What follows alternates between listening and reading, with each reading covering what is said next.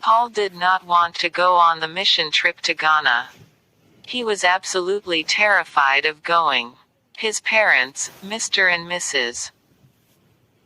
Olson, had gone on many such trips and knew the joys that came from the hardships, and especially the joys of sharing Jesus with people who wanted to know him so very much. So they made him go, even though he pouted and looked very afraid all the way over on the plane, no matter what Mommy and Daddy said to comfort him. When they arrived and got settled, everything Paul was afraid of turned out to be true. He hated it all. They didn't have a nice hotel room to stay in. They had a hut. The food was weird and hard to eat and made of things American kids don't eat. The people looked funny, didn't speak English, and they even smelled strange to Paul.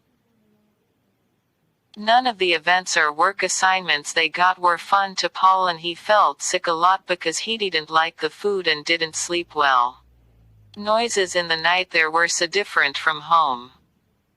So Paul just stayed in his hut every day as his parents went out and ministered to the people of the village. No matter how many wonderful stories he heard of God's miracles and the fun they were having getting to know the people, Paul was stubborn and he would not leave his hut. He just sat there day in and day out and played with his Rubik's Cube. He loved that toy. It was very good for keeping his mind off of his surroundings and trying to solve it, which he never did. One Thursday morning, Paul got up and ate with his parents. He noticed that either they were starting to serve American food or he was getting used to the stuff they cooked here because he kind of liked it and ate lots more than usual. Right on schedule then, Paul's parents left to start the day's work of building homes and buildings for the new church, teaching the people and working on Bible translations. Paul went to his bed and looked for his Rubik's Cube to start his day too. But he could not find it. Where could it be? It was his best friend in this lonely place. He looked under his bedding, in his suitcase, everywhere. He was just frantic. He started looking all around the hut, even outside the windows on the off chance it got thrown out there. Then he remembered. The night before his mom asked him to leave for a while so she could clean up, so he went out and found a tree stump down the hill from the hut area and he had it with him. But it was too dark to play with it, so he laid it on the stump. The sounds of monkeys and animals in the trees started to make him afraid, so he suddenly bolted back to the hut. He must have left it there. He was going to have to go find it. Paul peeked out the door and the village area seemed quiet. So cautiously, he left the hut and walked down the hill toward the log. But he stopped when he got close.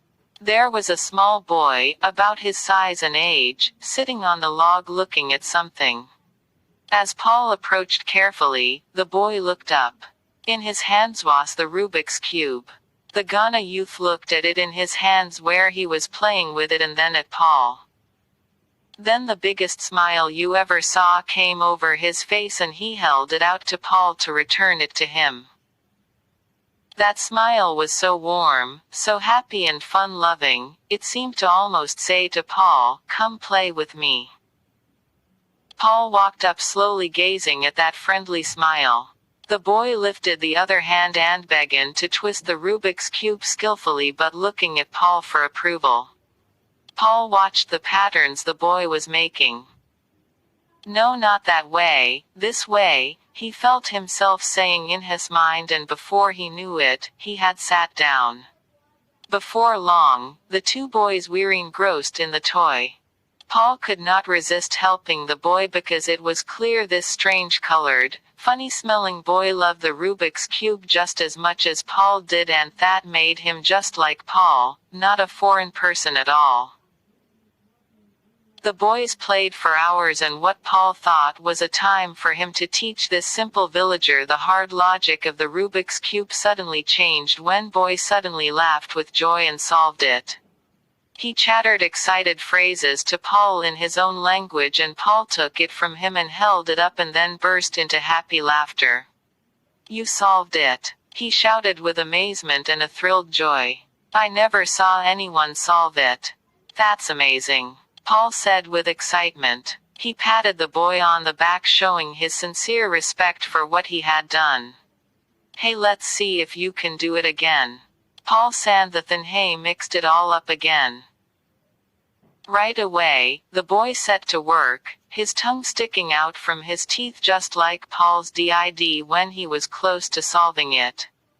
Paul watched tense as an athlete, cheering in his heart for his new friend to finish the puzzle.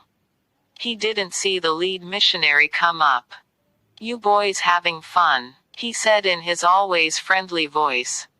Yes, Reverend Keith. It's amazing. He solved it. He solved the Rubik's Cube. This is so cool. I never had a friend who could. Paul's excited bragging was broken but a shriek of laughter formed this Gannon friend. He solved it again, Paul declared with excitement, and he literally jumped up and started patting the boy and telling him how amazing he was. Reverend Keith was deeply pleased to see the boys from two very different cultures find fun together.